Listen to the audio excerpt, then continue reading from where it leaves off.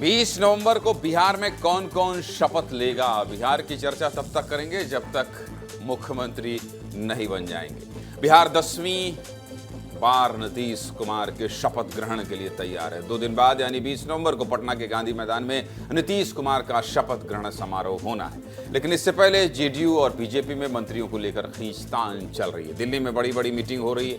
नेता private plane से दिल्ली जा रहे हैं और घंटों की मीटिंग के बाद भी सहमति नहीं बन पा रही है। मामला कहां अटका है, आज इसी पर विस्तार से बात कर लेते हैं। सोमवार को नीतीश कुमार ने बिहार के राज्यपाल आरिफ मोहम्मद खान से मुलाकात की थी और 19 नवंबर को विधानसभा भंग करने की जानकारी दी थी, जिसके बाद एनडीए के सहयोगी जीतन राम मांझी ने मंत्रियों का फार्मूला भी मीडिया को बताया था। लेकिन सूत्रों का दावा है कि विधानसभा स्पीकर के पद को लेकर बीजेपी और जेडीयू में अभी तक सहमति नहीं बन पाई है और ये सहमति बनाने के लिए जेडीयू के कार्यकारी अध्यक्ष संजय झा और जेडीयू कोटे से केंद्रीय मंत्री ललन सिंह को दिल्ली बुलाया गया था। सोमवार आधी रात को दोनों नेता प्राइवेट प्लेन से दिल्ली गए और मंगलवार सुबह करीब 11 बजे अमित शाह से मिले। अमित शाह के आवास पर संजय झा, ललन सिंह, जेपी नड्डा और बीजेपी के टॉप लीडर्स की 2 घंटे तक मीटिंग हुई और दावा किया जा रहा है कि डिप्टी सीएम और विधानसभा स्पीकर के पद को लेकर यह बैठक की गई।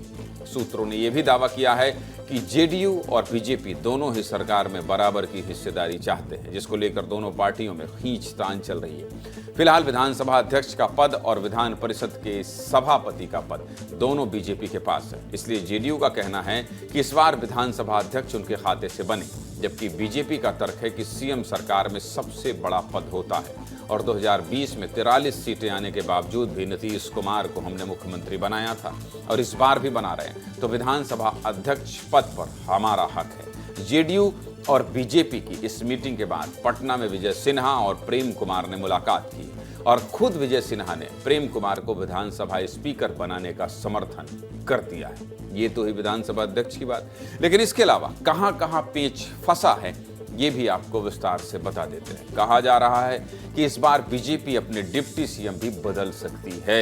डिप्टी सीएम के लिए मंगल पांडे का नाम आगे आ रहा है, जो कि आरएसएस की भी पसंद है और संभावना है कि विजय सिन्हा की जगह इस बार मंगल पांडे डिप्टी सीएम बन सकते हैं। वहीं मंत्रिमंडल में इस बार जाति समीकरण का पूरा ध्यान रखा जाएगा। Forward, non Yadav, OBC, EBC और एससी जाति की भागीदारी तय करने पर भी इस मीटिंग में बातचीत हुई है। चलिए, बैठक की बात भी हो गई। अब कौन कौन मंत्री बन सकता है ये भी आपको बता देता हूं, देख लीजिए। सबसे पहले बात करेंगे जेडीयू के मंत्रियों। जेडीयू के कोटे से इस बार 15 मंत्री बन सकते हैं और इसमें ज्यादातर पुराने चेहरे ही रिपीट होंगे। दावा है कि 15 में से 10 मंत्री पिछली कैबिनेट से हो सकते हैं। संभावित मंत्रियों में पहला नाम जेडीयू के बड़े नेता विजय चौधरी का है, दूसरा नाम विजेंद्र यादव का है। श्रवण कुमार, अशोक चौधरी, लेसी सिंह, जमा खान, मदन सहनी, जयंत राज, महेश्वर हजारी और संतोष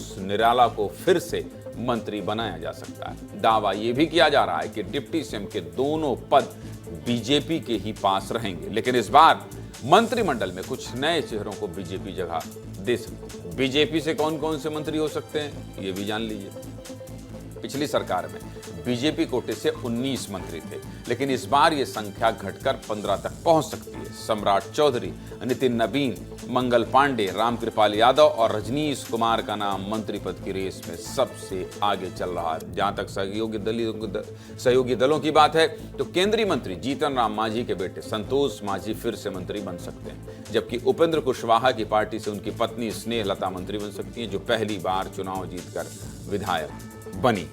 एनडीए की तरफ से लगभग सभी चीजें सेट हैं, लेकिन कांग्रेस और आरजेडी अभी भी अपनी हार के लिए चुनाव आयोग को ही जिम्मेदार ठहरा रही है। कांग्रेस ने तो अपने ऑफिशियल एक्स हैंडल से वीडियो पोस्ट कर चुनाव आयोग पर बिहार चुनाव में वोट चोरी के आरोप लगाए। एनडीए और महागठबंधन की इतनी बात कर ली, लेकिन बिहार में इस बार एक तीसरा दल भी था जो लगभग सभी सीटों पर अकेले चुनाव लड़ा और ये पार्टी थी प्रशांत किशोर की जनसुराज। बिहार चुनाव में 0 पर आउट होने के बाद मंगलवार को प्रशांत किशोर पहली बार मीडिया के सामने आए और उन्होंने हार की जिम्मेदारी लेते हुए माफी मांगी। दिन भर कैसी हलचल रही, नेताओं ने क्या क्या कहा, सुना देते हैं, सब कुछ समझ जाएंगे। सुनिए।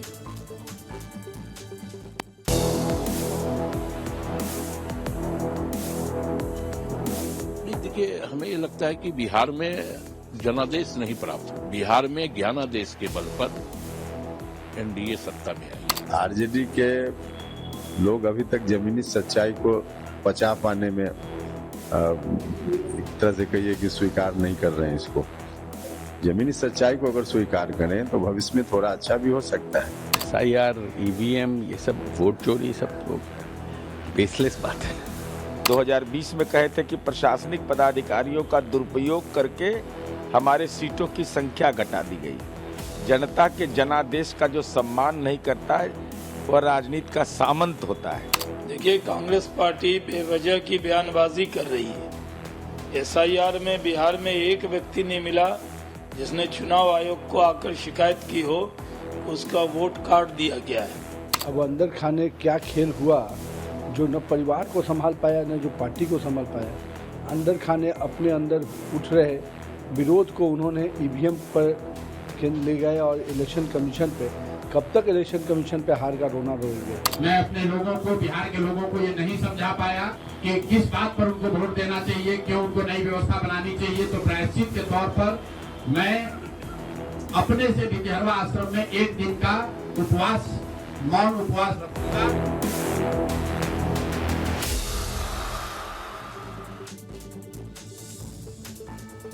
सीधे मुद्दे की बात यही है कि जब कई दल एक साथ मिलकर चुनाव लड़ते हैं तो ऐसी खींचतान होती रहती है और एक एक पद के लिए ऐसी ही लड़ाई होती है। पूरी खबर आपको विस्तार से बता दिया हूं।